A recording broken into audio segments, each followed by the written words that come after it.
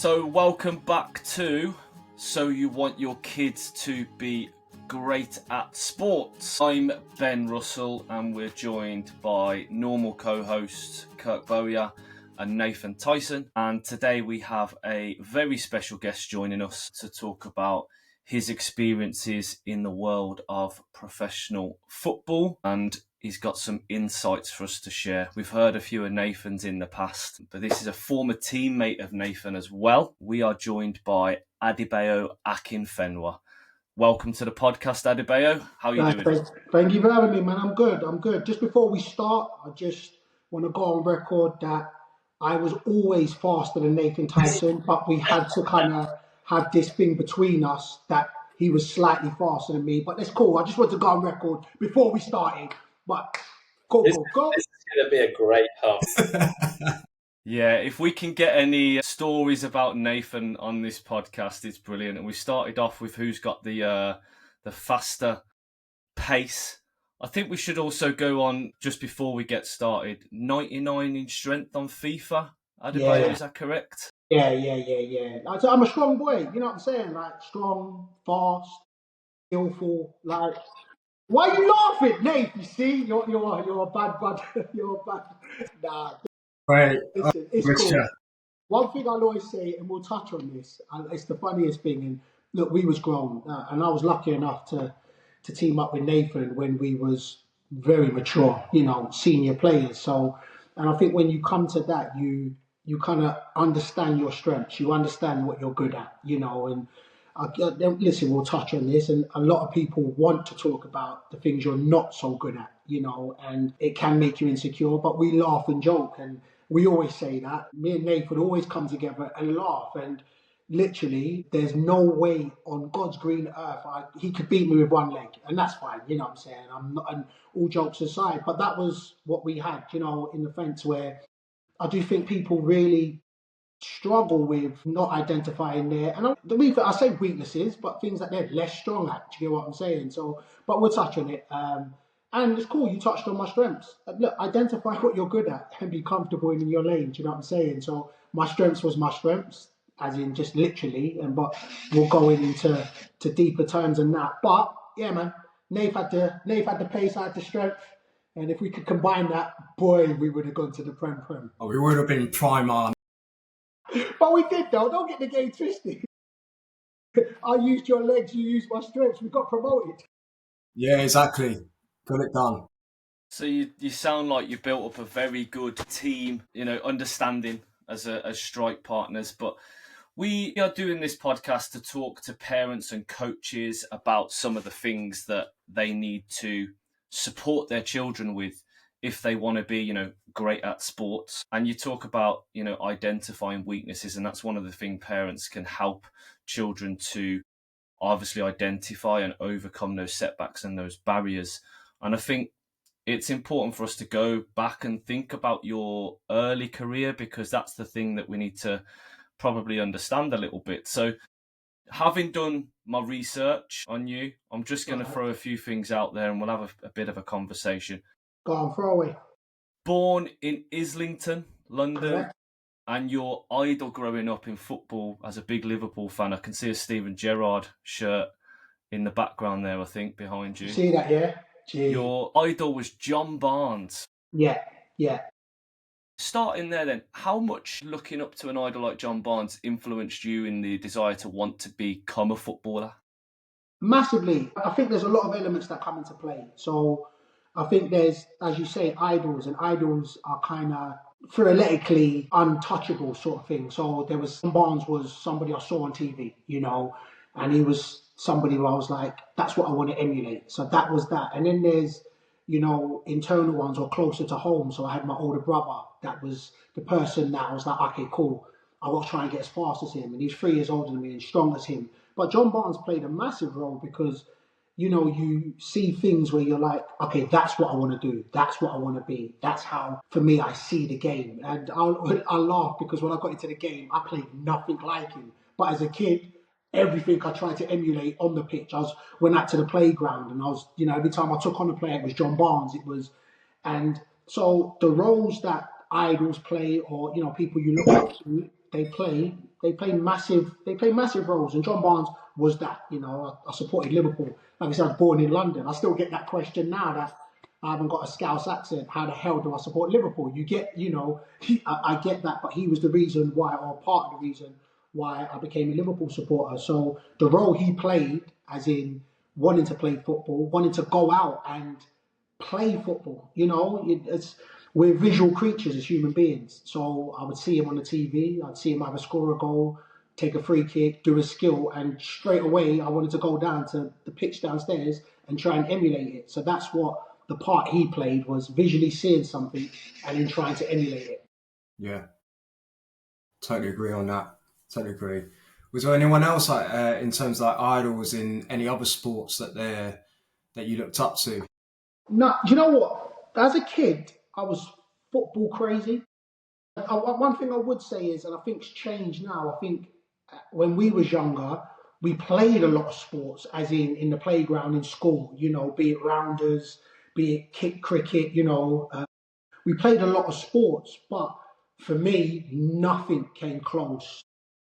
I didn't bear anywhere from football. Football was, but in school you had to play basketball, but that was something I just had to do for school, and it was the elements of just being an athlete of, we could run, we could jump, and most sports cover the same sort of thing, but nothing was football. Nothing else was football, So it was my idols, or everything I wanted to surround myself was football. So John Barnes, was that. And then the era we grew up with, where, you identify, I was a black striker, I was a black football player, so, I was looking around at those players, the Asprias, the George Weahs, they're the ones where I was like, all right, cool, man, boom, I'm going to play like that. That's the footballer I'm going to be. Do you know what I'm saying?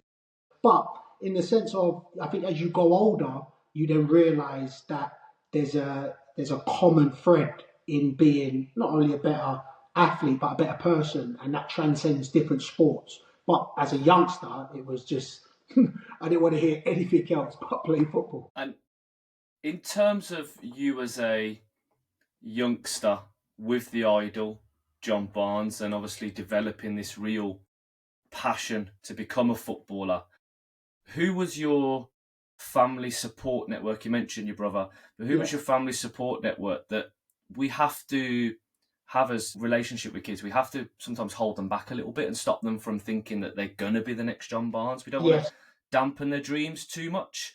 We want to keep them realistic, but who was your support network there? My parents and my brothers, my family. So for you don't know, there's 4 siblings. So I've got 3 brothers and a sister and a parent and parents, mum and dad. I do think it's harder, or the way I'm explaining it, because I'm going through this same process with my kids at the moment now. So I've got one that's going to be my boy that's going to be 16, who's not really into football. My boy that's going to be 15, who's into football. My boy that's going to be 10, that's into football. And I always think the hardest thing now is to try not to compare how you was as an individual to your kids, because that's my struggle and it's forever evolving. But I would say, looking back at mine, it was something that on the mental side was kind of left to my aspirations, because I grew up in an African household, right? And early 80s, going into 90s, football, especially for African parents, and I can only talk for mine, football wasn't that viable. Football was entertaining. That's like at that age saying you wanted to be a singer. So for my parents, for them, that's not tangible. They're like, what? Go to university, go get your degree, go get that job. That was the process they gave. I think the part they played with me was my older brother and older sister went down to university. But kind of when it got to me, I think my parents gave me this element of, okay, you say you want to be a footballer, prove it to me. So, and in essence, what that did was, it kind of was like, okay, I said that was my dream from a young age. Not that I was going to go prove them wrong, because of course they wanted me to succeed, but it was a thing where it's, okay, I have to be driven in that aspect, in that pursuit to go and get mine. So my parents they didn't have the luxury to take off time of work at that time. And it's the biggest thing I've noticed now, how many parents are at games on a Saturday or on a Sunday, or how many parents are at training during the week. Because when I grew up, my parents was at work. For them to come to a game, they'd have to take time off work. Even if that, so they came to, I remember they came to a couple finals or a couple, and it was a big thing for me. It was a really big thing that my parents, don't get twisted, they still remind me now they took time off work, we got beat 8-2. They have never let me forget that, you know what I'm saying? But it was a big thing for me because I knew, look, you know what? As much as they would have loved to, they had to work. They had to pay bills. They had to put food and clothes on our back. So from a very young age, I was very much of a mindset of, okay, I know they're supporting me, and I know they would support me as in, you know, they'll come and have your game goal, that. But it was something that I wanted to put on my back. I was like, listen, man, I want to go play football. So if I'm telling them I'm not going to university, if I'm telling them I'm not going to college, I'm going to make this just so I could be like, Mum, I told you so in regards to that. So there was elements that played, and I do think it's a total different time now. It's the thing which parents have to kind of, and not struggling is the wrong word. I'm evolving constantly because the era's changed. It is a totally different society, different world that now, and I do think the pressure is so much more nowadays than what it was when we were growing up in through our journey. So it's constant, but then again, I do know it's life. Life's forever evolving. Our parents would say life evolved from when they were our age to when they were kids. So it's a process to, I know I've gone a full circle into answering your question, but it was, my family was my support system, as in, you know, constantly how the game goes, just talking. The physical element, I knew in myself that I was seeing them work hard for them working hard. So I then had to go and work hard into something that I wanted to go and do. So that was to that. So that was really so. But it sounds like you took accountability of and responsibility from quite an early age. Yeah, but do you know the reason why I say that? I don't think we had terminologies like that when we were younger. You know, I don't think it was, oh, we were accountable. I kind of think it was going out to do what it is we're going to do. There was kind of no politics to it, you know, in my mind. This, of course, I look back at it now and you can turn around and say, oh, right, man, but I was a clued up individual, you know, as a kid. But Yeah. our era was kind of that anyway, because the world was like that. The world was set up to be like, look, parents worked and it was I don't know if a safer place. We was downstairs. You know, Nath, we was training without the title of training. You know, we was going out and playing downstairs in the cage, and with all those elements playing in the cage, and you know, organising. We organised games against ourselves by knocking the door, getting 22 people. You know, bags down, or no referee. We organised games, and you know, you look back at it now, and would you say, would your son be able, or your daughter go out there and be able to get 22 people to go and play a game? No referee, just go. And that's when you ask, if I ask my son that, he'll look at me like I'm crazy. But this is, but so when we talk like that, for us, it was just a norm. It was one person with the ball would start knocking on doors and then organise a game. But of course, we look back at it now and it looks like a major feat. I was like, oh, right, you know, you put it upon yourself. But it literally was just, I want to go play football, and whatever the steps are to go and play football is what I'm going to go and do. There was no politics to it, you know, there was no, and that, but yes, as we're older now and we can look back at it and we can articulate it and say, oh, you know what, as in that we was very determined. We was very much, I'm not going to allow much to distract me. But, and I had the same talk, if we did have the amount of distractions now, so there's always distractions, but I do think the amount of distractions is way more. So if we had that, would we have been, you know, climbing on trees, playing knockdown ginger, you know, playing water fights? Would we have done that? Which in essence, makes you stronger, makes you faster. And this is not being playing knockdown dingers and hearing the police sirens. Bruv, you was getting really fast, really quick. But these are all elements which it was just natural. You wasn't thinking that I'm going and I'm actually being and I'm putting this precise plan down. You were just making a product of your environment. And I do think the environment now has changed. So even that, it's a work in progress. I'm retired now, so I'm spending a lot more time with my kids.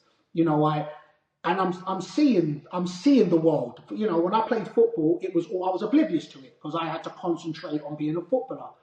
But now I'm outside that, so it gives me a bit more time. I am looking, and not that I'm saying I would have made it regardless of what era, because I think the strongest thing I own is my mentality. So I won't turn around and say because there's more distractions, I wouldn't have made it. For me, that was irrelevant. I knew what I wanted to accomplish.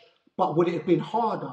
Yes. Like I could turn around and say, yeah, man, boy, it would have been harder. But the constant evolving and the constant taking accountability, yes, of course, I took my own individual accountability, but I wouldn't pat myself on the back now just because that was the environment of what we grew up in.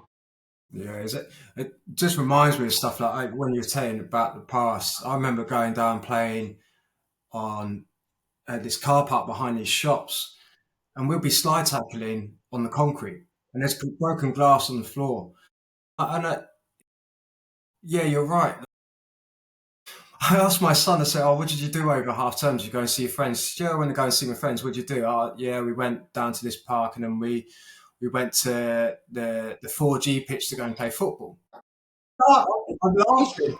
It's crazy in the sense where that it's funny because my son keeps laughing about bumps in my head, innit? So I was like, yeah, man, look, man, that's what made the ball go fast, and that's what I was laughing. But there's a bump on the back of my head because we used to do bicycle kicks on concrete. Like, how ridiculous is that? It's just nonsense when you look at it now. Do you know It's what I'm living. saying? But that's what we used to do. So that's not me patting myself on the back, being like, wow, I was so brave, and that was just the environment that we saw something, and we didn't have 4G, and we didn't have grass as in where we was playing. So if we played in the cage and the ball came up in the air, instantly you saw it on TV, you want to try and emulate it, and you quickly realise when you bang your head that that wasn't the smartest thing to do, But then I also do think that my son did that as well. My son went to go and play on 4G, and now I think goals is like £5 per person.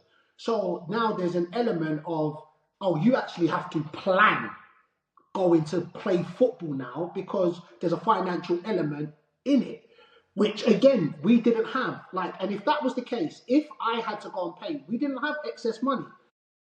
But the difference is, of course, we would have played in garages, we would have played in a car park, we would have smashed cars' windows by playing football and ran off. That was our era, you know what I'm saying? Whereas this is what I'm saying, society's changed, and this is the things which I'm still tackling. The fact of when I'm talking to like my kids saying, it didn't matter one bit of concrete, as long as I found that, I was playing football, but their environments changed. So that's what I think with parents, we have to acknowledge that there is a change in the mentality of the environment that we live in. But then, of course, what comes with that is now parents are like, I'm taking the time off to drive you here, drive you there, drive you everywhere. They are putting their frustrations out on the kids, which, listen, don't get the game twisted. I don't think there's a problem with that. I don't think if a parent's taking the time out to take kids here, there, and everywhere, that they should hold a kid to a standard. I think the problem comes is when they're trying to live vicariously through the kid. I think that's where the problem then arises. I think standard is standard. I think you should always try and put your best foot forward. And saying that to your kids is okay. But if you know your kids are trying their best and yet still they're not the best, you still have to pat them on the back because they're trying their best. Not everybody's going to be a Messi. Not everybody's going to be the best player. And I think that's what is happening now when I'm on the sideline and just hearing parents go off, be it the referee, be it at their kids, are just going off. And I think that's been my biggest, culture shock of watching kids play football is actually the parents. So for me, I applaud what you're doing because the influx of, private coaches, academies, pre-academies, academies. It's just an influx because you can see now there is this financial reward at the end of becoming a footballer. So parents now, it is a very viable. So first and foremost, you will see parents now be like, yo, you're going to be a footballer or you're going to go play football. We're going to go get you into this. Rather, whereas for us, it was, we want to go and play football. And that's the push and pull that you're now getting, is that now parents are saying what they want for their kids rather than the kids coming first, which is, again, don't get it twisted. I think kids they are away with the fairies. So as parents, if you're like, okay, I'm going to get you into sports just because I think what sports brings. I mean, I got into football because of that team dynamic, that camaraderie that you have. And I think it brings it teaches you discipline, it teaches you togetherness, it teaches you of individual accountability, it teaches you of joy. So for me, it teaches you of freedom. So all that is what football gave me. So as a parent, you can say, cool, I'm putting you in this because it gives you life lessons that you 9 times out of 10, you kind of get out what you put in, but sometimes you don't. And that's life, so it gives you life lessons. So as a parent, I think that's fine. You can say, you're going to go do this. Because sometimes as kids, we've got the distractions. They'll rather do the things which come naturally and which what they see. But I think it's an ever evolving balance to be able to have your dream or frustrations and the kids, and that's forever. So I haven't even got the right answers with that because I'm still clashing with my boys daily in regards to that. So it's not like I've got the right answers at all. But that's to answer your questions in regards. I do think that the bigger thing is, I think society and environment's changed, and it's now being able to constantly adapt and evolve with the current changes. Yeah, I totally agree on that. It has changed so much, and like you said, I've said to Kirk and Ben before that I had to pester my dad to get into a football team. That's because I wanted to. Yeah. And of course, yes, my dad used to drive me to London when I was on trial at X, Y, and Z, and he took a lot of time out, and he did it. And and then the journey continues on. And I'm very different with my kids now, and I've spoke to Ben and Kirk about this, and in previous podcasts that we've done, is that I don't necessarily push my children; they have to want it. And Yeah. I remember seeing I think there was a story that you posted be about something about your kid asking you to go to the gym or something or do a workout, and you had mentioned about, well, I'm not gonna remind you. You have to Yeah. come to me to want to do it. I'm Yeah. saying with my children that, look, if you want to do something really bad, like for instance, my 5-year-old Lennox, he comes to mini athletics classes. He wants to be Sonic the Hedgehog, so he wants to be as fast as Sonic. So I'll say to him, well, how much do you want it? How much do you want that? And, I kind of guide him a little bit and stuff. And, and he will say, Dad, can we go and who can run the fastest to get home? Like, Yeah. he's chasing cars on the way home. Yeah. Yeah. I'm like, well, and he was like, oh, Dad, did you see how fast I get? I nearly beat that car. And look, seriously, the car's about a mile behind. Yeah. But he's already learning in his head that that's what he wants to be, or that's what he wants to do. Yeah. He wants to be super fast. He's obsessed with it. And I just encourage it a little bit. And if he loses a race at one of the mini athletics classes, he doesn't kick off anymore at all. He looks at me and he's like, I'm going to win the next one. So we do the next one. It could be a jumping race and he'll win it. So he's already getting in his mind that, okay, like my behaviour, I'm not going to kick off in that. So I just kind of guide him. And like, for instance, my eldest son, Xavier, he's 16 this year. He's just started. We old, brother. We old. He's just started climbing. And so I took him, like, on the walls, bouldering. So we just started doing Best that. type of workout. I took my daughter to that the other week, Amelia, and she woke up the next day and she was going, oh, Daddy, my back's hurting, my legs are hurting. Like a 6-year-old with delayed onset muscle soreness. I was like, yes, we've done it. Xavier did his ligament in his finger. I cuss my kids. Let me ask you a question, because what I find, right, this is what I find. So how do you balance the encouragement to knowing that if you put a little bit more in, because we know, and the funny thing is, what I've learned, even from coming to what they call Dad's Army when we got to Wickham, as in, I was still learning at that age, thinking, you know what, my mentality now is on a whole nother level, and I'm 35. So why was my mentality not like that when I was younger? As in, I was just turning up. So whereas by the time I got to our age when we played and it was that, of course we tapped into, oh, they think we're done. So we was like, one essence, we were saying we're not. So it's going to prove ourselves right by proving them wrong. Do you know what I'm saying? Or proving them wrong by proving ourselves right. But the thing is, which I'm asking you at this point, we know, because we were kids once, that we're mood oriented. So depending on our mood is what then we're going to put in. But as we get older, we kind of know that sometimes we have to do what we have to do so we can get to do what we want to do.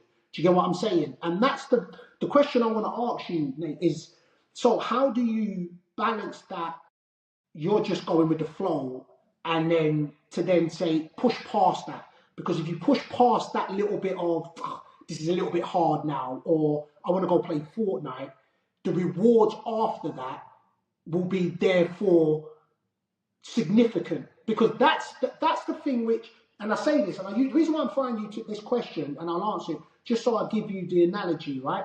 So I've got 3 boys, but 2 at the moment are, one's going to be 15, one's going to be 10, right?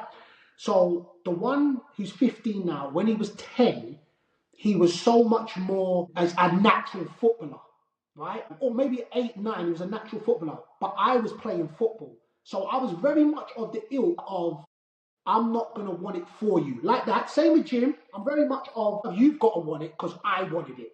So I don't want it for you. But then I also had the distraction of playing football.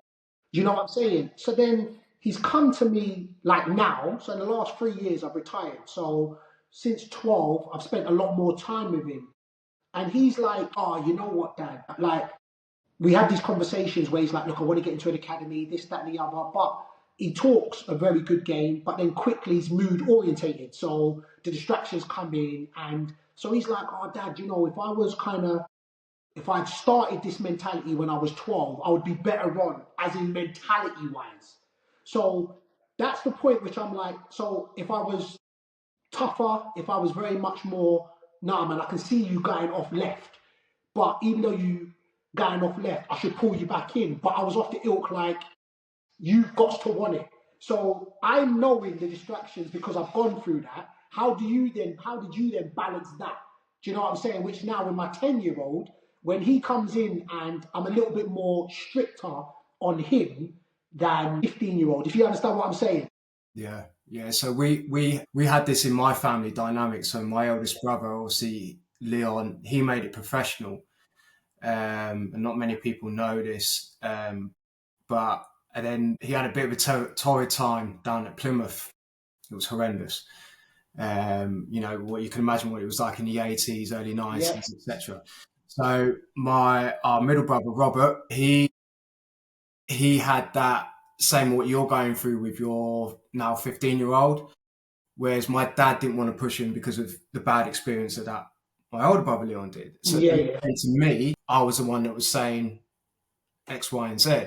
Now with my own children, I don't push them into something. If they want to do something, they have to really want it. You know, and I let them try every sport. Like Xavier's done BMXing, now he's going on to climbing, he's done golf, he's done this. And like, I want them to experience as many sports and be exposed to as many sports, because I never had that. Like you said, at school, a lot of us will do all the stuff during PE because we had to. Yeah. And so you find out which one you would like. I always like to kind of see it being child-led, with the guidance of the parent there being in present. For instance, Lennox does tennis every Sunday morning. We spoke about this, Kurt, and there's probably about twice now, that's been a bit harsh, that I've actually caught glimpses of him playing tennis. When I did watch him last time, I was like, I'm going to go and buy you a tennis racket. He's been doing it for near enough a year. And I'm going to buy a tennis racket. And to my surprise, he was hitting the ball, nearly taking my head clean off, Mm. which is a good thing. So at the end of the day, I'm like, oh, okay, he's progressing. I'm letting the coaches coach. Okay, I'm not going to be one of those parents that are going to be screaming from the sidelines, but I'll be supportive. Like you said, I went to watch a friend's daughter play football. I've never seen so many parents there. It must have been 200, 300 parents there at this football thing. I was thinking, oh, it's insane. And this is like training. This is training. And it's insane. So the pressure there that some parents put onto their children is just too much. Sometimes it's best just to drop them off, go and have a coffee, and then catch up with them and say, well, okay, how did you get on? And that for me, it works for me. My dad always took a step back and then he'll get me in the car and then round me up. Yeah, I hear that. And if we bring you into this question, Kurt, because I think what's important is we've got like mini athletics we know is all about obviously the enjoyment of playing, to get involved with sports. And I think Adebayo's question there about the pressures, the external pressures of parents, and Nathan's experiences as well. Within the creation of mini athletics, the fun is the priority. Where did that come from? Was that from a personal experience in terms of your own sport, Kirk, or just looking at, I know the backstory of you taking your lads to football clubs and it not quite being what you want. I just want to touch on that fun element of sport and how that came about for you when creating mini athletics. Yeah, this actually goes quite well with my story that I've been itching to ask Adebayo. Adebayo, do you remember coming to Leyton Orient for a few sessions during a pre-season about 15 years ago? You probably don't, but I do, for one reason. I can't remember. Yeah, so it was with Russell Slade.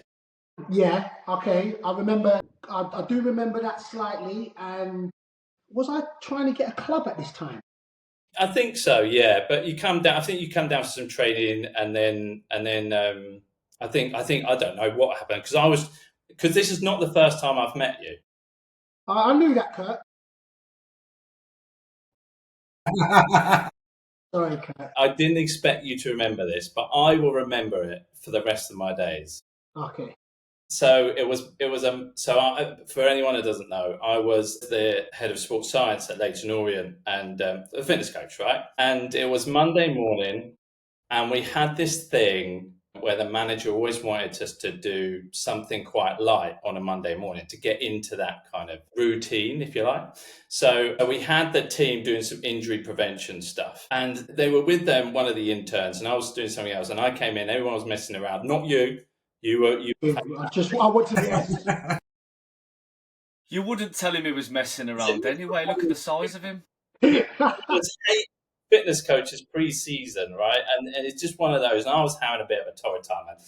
And then I came in and I was pretty hacked off. And I said, right, everybody shut up. This is what you're going to do. You're going to do you're going to do one leg squats. You're going to do lateral lunges.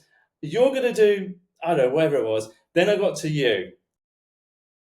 Bear in mind, I'm 5'6" and built like a matchstick.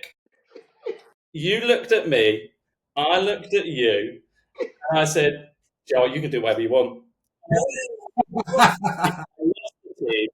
Because they just fell about laughing. But in that moment, and it was a really great moment because from then, and I always remember it because of this reason, is from then I had a bit more respect with the players because they kind of knew that I wanted to make things fun, a bit more fun. Yeah.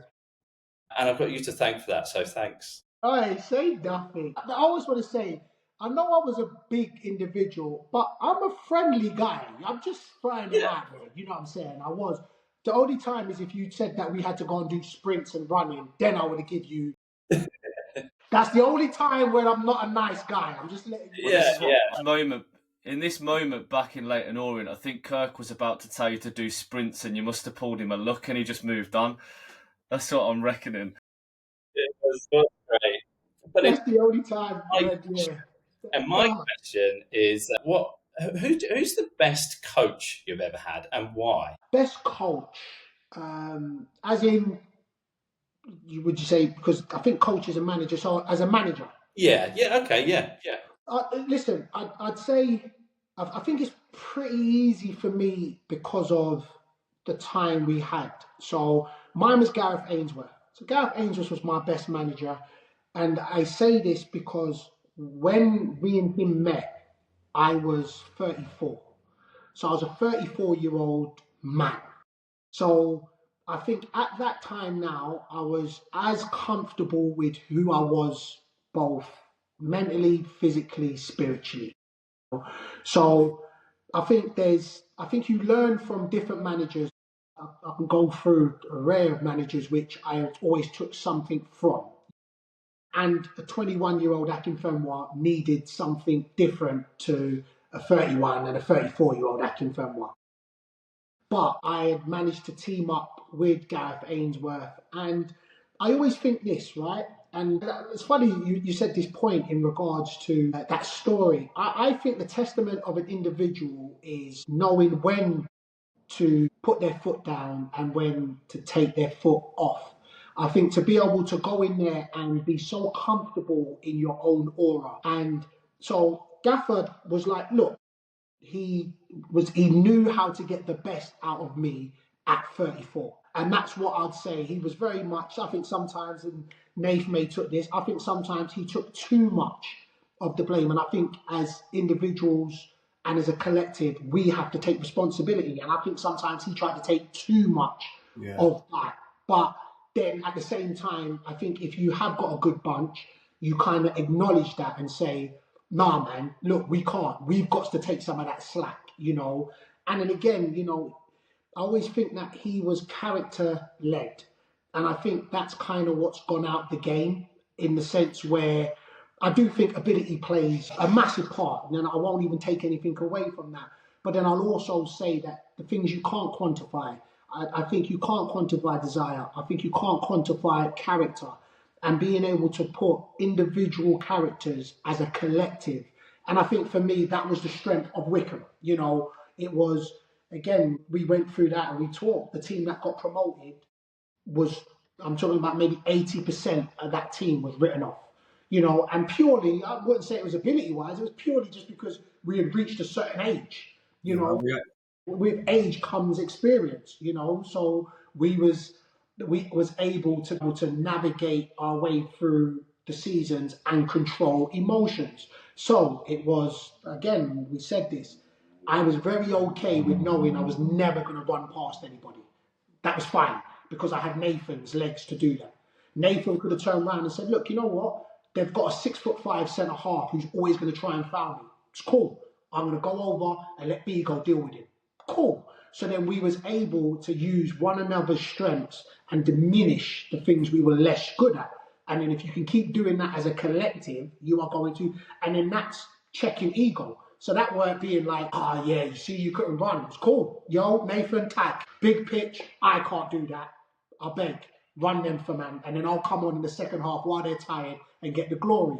My brother is cool, you know. So I always say there's elements with that. But then if me and Nathan got together at 21, it may have totally been different. It may be I would have wanted the whole element for myself. You know, Nathan would turn around and said, I want the whole element for myself. Whereas this, with when you do get older, you start realizing that, again, how I looked at it, football wasn't the only thing. I had kids, I had responsibilities, I had different joys in regards. Whereas at 21, no dependence, football was my be all and end all. So very much, if I had a bad game and a loss, the whole world knew about it and my weekend was done.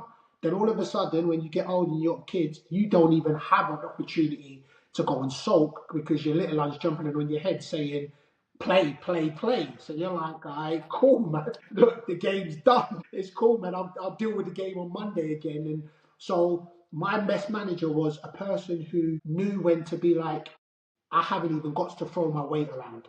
I haven't got to be able to be insecure to show, no, I can take on these 8 senior boys to show that I'm the guy. It's literally, you lot 8 senior, there's nothing more I can tell you on a day-to-day that you lot haven't seen. So you lot go figure it out. And then when we couldn't, that's what the manager then comes and says, no, you can't figure it out.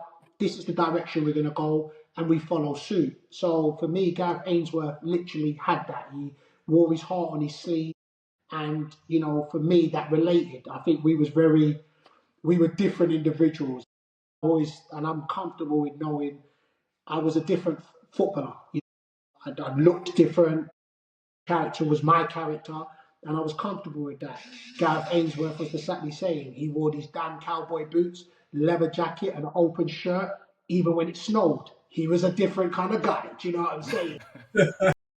So we related like that. We was unapologetically ourselves, and I think that is very, very hard to do and be, especially in today's society. To be unapologetically yourself and knowing that nobody can do you or be you better than you. So once you know that, you then continue to try and be the best version of yourself. That's your strength, and that's what I saw with him. It was, he got, I would say ridiculed, but it was banter. He got bantered constantly. And if anything, not that he was stubborn, I'm just going to be more me. So he got red boots. Again, nothing, I can't relate to that, do you know what I'm saying? But I can relate to the mindset of him being unapologetically himself. And if we can draw the podcast to an end by asking you two questions, and I think what we'd like to do is to look at a bit of Akinfenwa wisdom. Let's put it this way. So if I was to say to you in a couple of words or a very short sentence, advice that you would give to a parent or coach that is listening to this podcast, one bit of advice to help them to develop their son or daughter or their players on their team. It's hard because I'm going through it now. I'm going through that process now, so it's hard. So what I would say is try to understand your child or the person you're working with as much as possible, but also understand that it is forever evolving. And that's what it is. So that's the thing which I am going through now. I'm trying to understand my kids. And it is very hard because we are products of our environment, but our environment has evolved and changed. So the thing is, the advice I would say, which I'm trying to live by, is I am trying to understand the individuals that I am working with. Because especially kids, they are trying to understand and find out who they are. Yeah. So that's the thing I'll turn around and give advice. Try and understand. So you can give clear but my 10-year-old takes information totally different to my 15-year-old. So I'm trying to understand the both of them. So that I'll leave on, listen, as much as you can, try to understand the individual that you are interacting with, but also knowing that it constantly will change. And that's amazing to say that that's what obviously we can do, is to understand these children. The last one is, if you had because you're known for your big personality and your desire and determination, if there is a youngster listening to this podcast that's struggling with their own self-belief, what would your little thing be to that child that they're struggling with self-belief? What are you saying to them? I would say, listen, and I touched on it earlier, I would say, listen, nobody can be you or do you better than you. So don't watch anybody else. Go be the best version of yourself. And then when all the dust settles, then find out where you are. So I can't be you, Ben. I can't be you, Kirk. I can't be Nathan. I can't be you. So nobody can be anybody else but themselves. But then nobody can be themselves better than themselves. So what I would say to that individual is, nobody can be you or do you better than you. So just continue to try and be the best version of yourself. And then also, for them, understand what they're good at. I always say this, it's go understand what you're good at and double down on that. People always will turn around and say, yeah, you maybe can't do that good, or you can't do that good. That's the first thing they will turn around and say, generally. And find out what you're good at. So if you like to shoot the ball, shoot the ball. If you like to run fast, run fast. But you like to do skills, do skills. Find out what you're good at, double down on that. That's awesome. I have one last statistic that we'll end the podcast on, and it's to say thank you very much for joining us, Adebayo, on the podcast. You did score 797 career goals, I think it was.